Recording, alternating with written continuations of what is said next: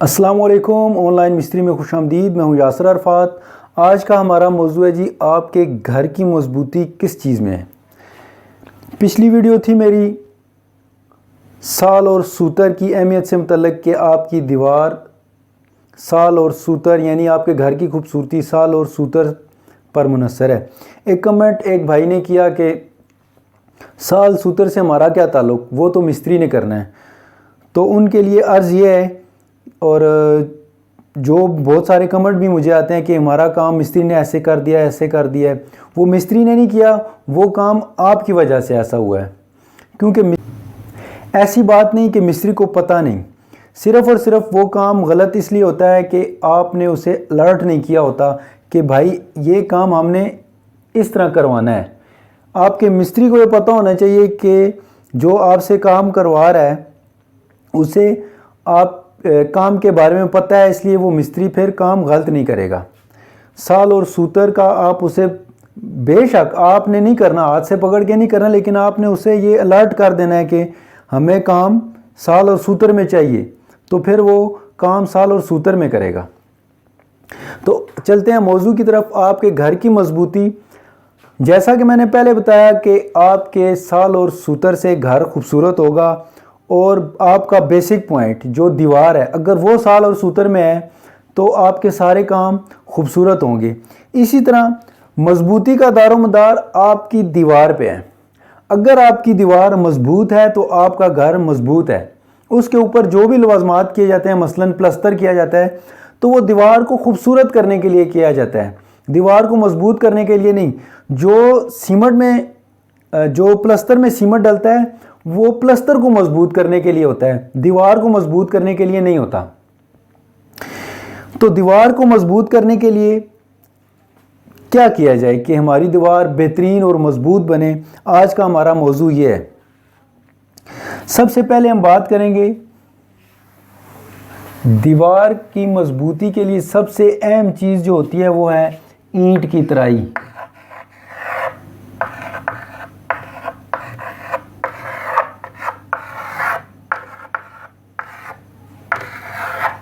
ईंट की तराई, ईंट की तराई यानी कि ईंटों को पानी लगाना। जब भी सीमेंट और ईंट का कॉम्बिनेशन आएगा कि हमने ईंट सीमेंट से लगानी है, तो याद रखिएगा कि तर ईंट सीमेंट से बेहतरीन लगेगी। सीमेंट की ये साइंस है कि ये तरी में खुश्क हो तो बेहतरीन और मजबूत होता है।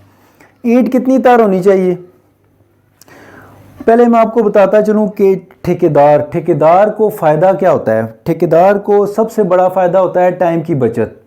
यानी एक काम एक महीने में अगर वो ख़त्म करता है उसे 1 लाख रुपया बचता है। वही काम 20 दिनों में 15 दिनों में ख़त्म करे तो उसे ज़्यादा पैसे बचेंगे। ईंटों की तराई, अब ईंटों की तराई वो करता रहे तो उसमें टाइम लगता है, ठीक है। अगर आपके पास बिल्कुल टाइम नहीं है तो आप ठेकेदार से कमिटमेंट करें कि हमने ईंटें सही तर करके लगानी है, ठीक है। और अगर आपके पास टाइम है तो अपनी ईंटें खुद तर करें।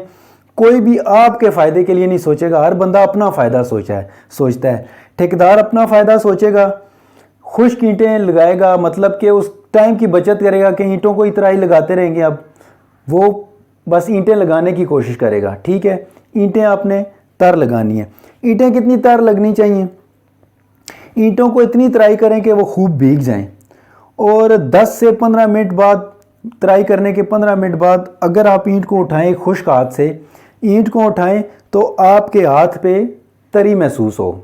इससे फ़ायदा ये होगा कि जब सीमेंट लगेगा, सीमेंट रेत और ईंट जब ऊपर लगेगी ना, तो ईंट में ऑलरेडी तरी इतनी मौजूद है कि वो मज़ीद तरी नहीं खींचेगी। यानी कि जो सीमेंट में तरी है उसे साख नहीं कर लेगी, और दोनों में तरी मौजूद रहेगी, और वो सीमेंट जो है वो तरी में खुश्क होगा। ठीक हो गया। अब दूसरी बात, पहली बात है कि ईंट की सही तराई करनी। जब भी ईंट और मसाले की बात आएगी तो ईंट को तराई करके लगाना है। अब दूसरी बात आई, दूसरा जो पॉइंट है वो है जनाबे वाला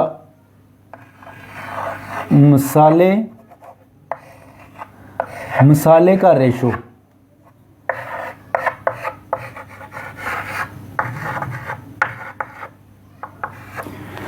मसाले का रेशो दीवार की मजबूती के लिए सबसे ईंटों की तराई के बाद अहम काम है जी मसाले का रेशो, कि जो आप दीवार लगा रहे हैं उसमें मुनासिब रेशो से सीमेंट डले रेत में, फिर दीवार मजबूत होगी।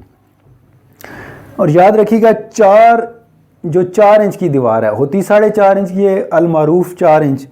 4 इंच की दीवार में 4-1 का मसाला लगेगा, और अगर रेत बारीक है तो 5-1, 4-1, 5-1 का मसाला, इससे कम नहीं। बेहतरीन रेशो है। और उसके बाद 9 इंच, 13 इंच, 18 इंच, 22 इंच जितनी भी दीवारें हैं उसमें 1:6 का रेशो लगना है। अगर तो आप खुद मटेरियल प्रोवाइड कर रहे हैं तो फिर तो ठेकेदार खुश, आप उनसे कहेंगे जितना वो मसाले में रेत में उतना ही सीमेंट डालेंगे।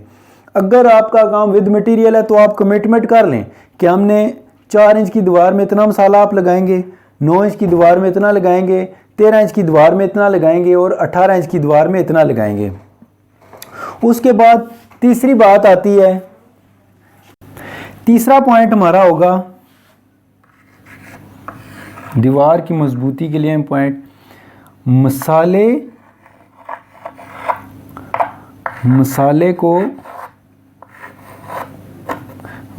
की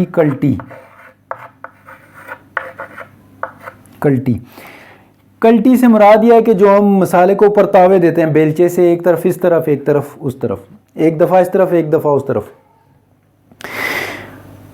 ये भी अक्सर औकात ऐसा होता है कि मिस्त्री जो है वो टाइम की बचत के लिए एक ही कल्टी दबाते हैं और कहते हैं चलें जी काम को शुरू करें, ठीक है, ताकि ज़्यादा से ज़्यादा टाइम बचे और उनका काम ज़्यादा हो।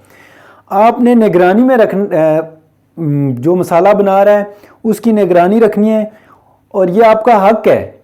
ये जो टेक्निकल तरीका है वो ये है कि 2 कल्टियाँ दी जाएं मसाले को, ताकि बेहतरीन किस्म से सीमेंट और रेत मिक्स हो जाए।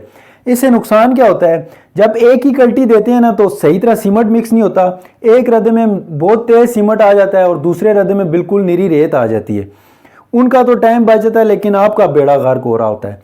तो आपने क्या करना है, आपने निगरानी करनी है मसाले की कि वो कम अज़ कम 2 कल्टियाँ दे रहा है, 2 कल्टियाँ दे रहा है। अगर मसाले का रेशो कम भी होगा, सीमेंट का रेशो मिसाल के तौर पे हम 1:6 का लगा रहे हैं, 1:7 भी होगा, अगर उसे कल्टी बेहतरीन तरीके से दी जाए ना और ईंट बेहतरीन तार हो तो वो बेहतरीन काम करेगा।